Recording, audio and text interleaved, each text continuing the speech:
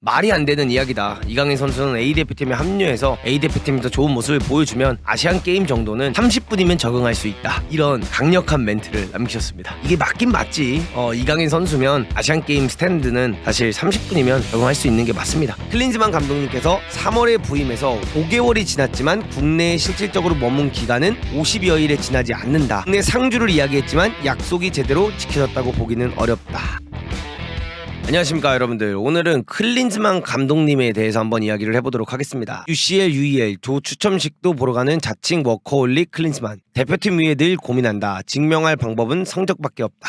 이렇게 이야기가 나오고 있고요. 클린즈만 감독님께서 이강인 선수에 대한 차출에 대한 문제나 이런 것들에 대해서도 굉장히 많은 이야기를 한 것으로 볼 수 있습니다. 첫 번째는 황선홍 감독과 이강인 조율에 대한 부분은 이번에 확실하게 선을 그었다. 우리가 이렇게 보면 될 것 같습니다. 그리고 어떻게 보면 이 선을 그은 부분에 있어서 저는 당연하다라고 생각을 합니다. 아시안컵과 아시안게임 어떤 컵이 더 중요한 컵이고 어떤 대회가 더 큰 대회냐라고 물어보면 아시안컵이 당연히 더 큰 대회이기 때문에 이강인을 먼저 차출하는 부분에 있어서는 전혀 이상하게 볼 필요는 없다. 이강인 선수에 대해서는 또 강하게 임팩트를 한마디 남겼죠. 말이 안 되는 이야기다. 이강인 선수는 A대표팀에 합류해서 A대표팀에서 좋은 모습을 보여주면 아시안게임 정도는 30분이면 적응할 수 있다. 이런 강력한 멘트를 남기셨습니다. 이게 맞긴 맞지. 이강인 선수면 아시안게임 스탠드는 사실 30분이면 적응할 수 있는 게 맞습니다. 제가 항상 여러분들에게 말씀드리지만 이강인 선수는 크게 엄청나게 전술을 타는 선수가 아닌 어떤 전술에도 쉽게 녹아들 수 있고 금방 그 전술을 캐치해서 감독이 원하는 부분을 제대로 실행할 수 있는 선수이기 때문에 저도 이 부분은 동의하는 바입니다. 그리고 아시안컵까지는 몇 경기가 남지 않았고 제가 저번에도 말씀드렸던 것처럼 본인이 쓸 수 있는 선수들은 다 준비하려고 하는 게 나쁜 것은 절대 아니고 다 어떻게 보면 당연한 부분이다. 그리고 그것을 단순 친선 경기로만 볼 것이냐 혹은 감독이 된 지 얼마가 안 됐고 앞으로 남은 경기가 얼마 없으니 모든 수단을 써서 선수들을 기용하면서 아시안컵을 준비하는 게 맞는 건지 이렇게 우리가 바라봐야 되는데 저는 그 부분에 있어서 이강인을 아시안게임의 조기 합류에 내주지 않는 부분은 충분히 이해가 되는 부분이다. 이렇게 말씀드리고 싶습니다. 자, 이제 두 번째는 클린즈만 감독님께서 3월에 부임해서 5개월이 지났지만 국내에 실질적으로 머문 기간은 50여일에 지나지 않는다. 국내 상주를 이야기했지만 약속이 제대로 지켜졌다고 보기는 어렵다. 이런 이야기가 또 나오고 있습니다. 그러면서 클린즈만 감독님께서 말씀하신 거는 고정관념일 수도 있고 제가 이해하는 방식이 다를 수도 있다. 다름에서 오는 오해들이나 이해를 완벽하게 하지 못하는 부분이 있다. 감독이 왜 한국에 안 계셔? 경기장에 왜 나타나지 않을까라는 의문이 있지만 누구를 탓하고 싶지 않고 충분히 그런 질문을 던질 수 있다고 생각한다라고 답을 했다고 합니다. 그리고 말한 게 실제적으로 제가 할 수 있는 부분은 해야 한다고 판단한다. 사두리 어드바이저와 마이클 킴 코치와 얼마나 많은 통화를 하고 연락을 하는지 여러분들은 모르실 거다라고 강조를 했다고 합니다. 이 부분에 있어서 저도 이야기하고 싶은 건 당연히 모르죠. 감독님 감독님이 얼마나 많은 통화를 하고 계신지 저희는 알 수가 없습니다. 왜냐면 세상에 비춰지는 부분은 감독님께서 ESPN에 나오셔서 어떤 경기를 분석하시는 부분이고 어떻게 보면은 이런 행사들에 참여하는 부분들에 대한 것만 저희가 실질적으로 볼 수 있으니 얼마나 많은 통화를 하고 있는지는 저희는 당연히 알 수 없죠. 그리고 마이클 킴 코치님이랑 차두리 어드바이저랑 통화를 많이 하는 거는 감독님께서 한국에 계시지 않으면 저는 어떻게 보면 그건 당연히 해야 할 부분이라고 생각을 하고 있습니다. 클린즈만 감독님께서 말씀하신 게 조금 더 큰 그림에서 국제적으로 제가 할 수 있는 부분들이 있다. 이런 식으로 이야기를 하셨는데 저는 이 부분에 대해서는 솔직히 할 이야기가 많은 것 같습니다. 클린즈만 감독님은 한국 대표팀 감독으로서 대표팀을 발전시키고 강하게 만드는 부분에 있어서 선임을 한 것이지 대한민국 대표팀 감독으로서 방송에 나가면서 대한민국이라는 팀을 세상에 알리라고 선임한 것은 아니다라고 저는 생각을 하거든요. 근데 이 두 가지 방향을 보면 어떻게 보면 대한민국이라는 팀을 본인이 세상에 더 알려야 된다라는 약간 그런 생각을 하고 계시지 않나 이런 생각은 전 좀 듭니다. 그리고 제가 그냥 느끼는 거는 대한민국의 국가대표 감독이라는 느낌보다는 현재까지 비춰진 모습은 기술 고문 혹은 대표팀의 인플루언서 느낌이 더 나는 듯한 이야기를 한 것 같이 저는 느껴집니다. 자, 대한민국 대표팀의 공식 인플루언서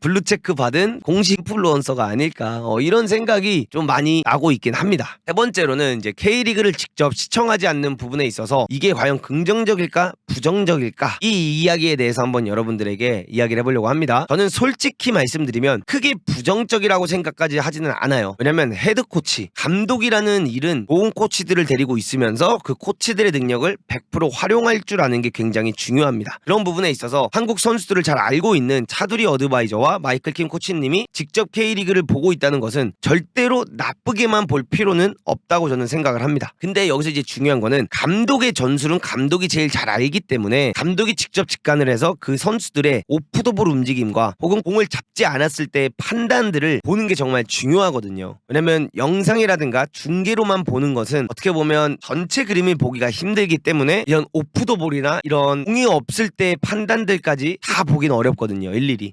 물론 이 중계 화면에만 나오는 영상이 아닌 그런 선수들을 90분 경기를 볼 수 있는 앱들이 있기 때문에 대표팀에서는 그런 게 다 제공이 돼서 거기서도 다 확인을 할 수 있지만 실제로 그 경기 날에 그 경기에 가서 경기의 그 느낌과 그 환경과 어떤 주어진 그런 시츄에이션에서 선수들이 어떻게 하는지를 본 건 또 다를 수 있긴 합니다. 그런데 반대로 보면 여러분들 이거를 또 이해할 수 있는 방법이 한 가지 있긴 합니다. 어떤 것이냐, 결국 대표팀은 여러분들 해외파 중심으로 선발 라인업이 꾸려집니다. 그렇다면 그 해외파를 직접적으로 직관을 해서 그런 부분들을 파악하려고 한 것이라면 정말 큰 그림이다라고 볼 수도 있는 부분이라고 생각을 합니다. 근데 제가 지금 계속 이렇게 이야기를 하고 있는데 이 사진에서 이 클린스만 감독님이 나를 이렇게 지켜보고 있는 것 같아가지고 약간 부담이 되네요.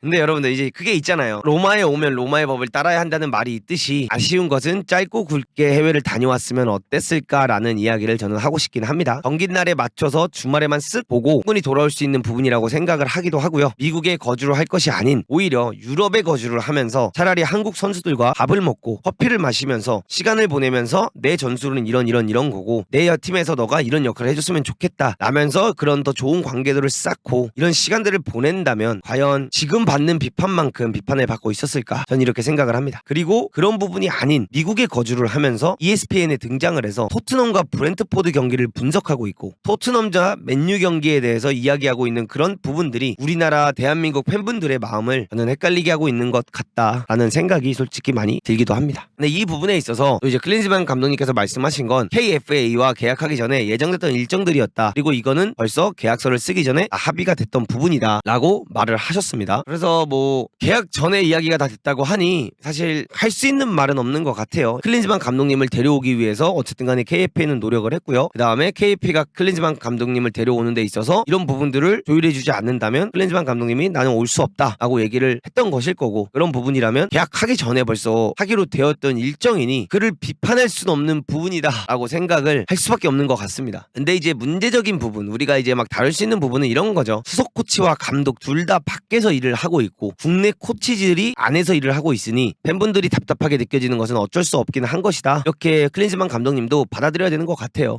우리나라에서 국가대표 감독님 하시는 분들이 이런 식으로 하신 적이 없고 어떻게 보면 정말 새롭게 접근하는 방식이기 때문에 그리고 클린스만 감독님께서 대표팀 감독님이 되시기 전에 벤투라는 감독님께서 국내에서 너무나도 많은 시간을 쓰면서 4단과 정말 멋진 축구를 보여주셨고 월드컵에서 16강이라는 진출을 하시기까지 하셨기 때문에 비교가 되는 거는 어쩔 수 없는 것 같다라고 이제 생각을 하셔야 될 것 같고 저는 이렇게 생각을 해요. 가장 중요한 것은 9월 A매치에서 어떤 모습을 보여줄 수 있을까와 정말 아시안컵에서의 결과가 중요할 것 같다.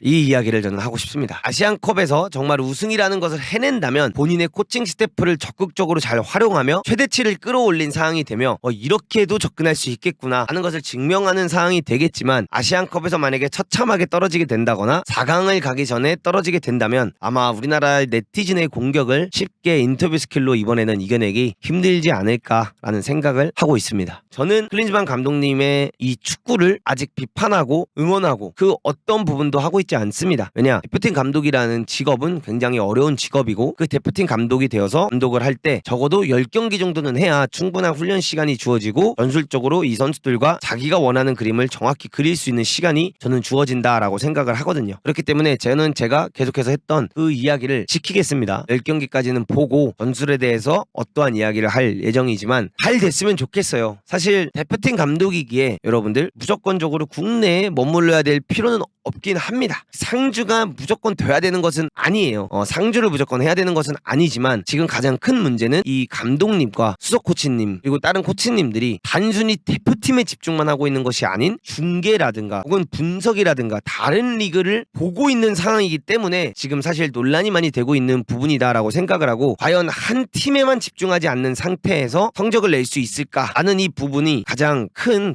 질문이 되는 게 아닐까라고 저는 생각을 합니다. 그래서 저는 어쨌든 간에 이 클린즈만 감독님이 정말 아시안컵에서 좋은 결과를 내고 우승을 하시게 된다면 이것들 또한 어떻게 보면 진짜 자기의 코칭 스태프를 잘 썼다, 통솔자로서 정말 본인의 코칭 스태프를 잘 활용해서 멋진 그림을 보여준 것이다. 또다시 새로운 부분을 우리가 무조건 이렇게 해야만 된다라는 게 아닌 이런 접근 방법도 있다. 이렇게 해서 해외파들을 직접적으로 직관을 해서 내 주전으로 뛸 선수들을 더 세심하게 체크하는 방법도 하나의 방법이 될 수는 있다. 이렇게 볼 수 있는 것 같긴 합니다. 그렇기 때문에 9월에 있는 A매치와 이제 다가오는 아시안컵에서 정말 어떤 결과를 만들어낼지가 굉장히 궁금하고요. 아직까지 제가 그냥 느끼는 느낌은 대한민국의 감독님보다는 대한민국 대표팀을 널리 세상에 알리는 인플루언서가 아닐까 이런 생각이 들기는 합니다. 여러분들은 댓글에 어떻게 생각하시는지 남겨주시면 감사할 것 같습니다. 수고하셨습니다.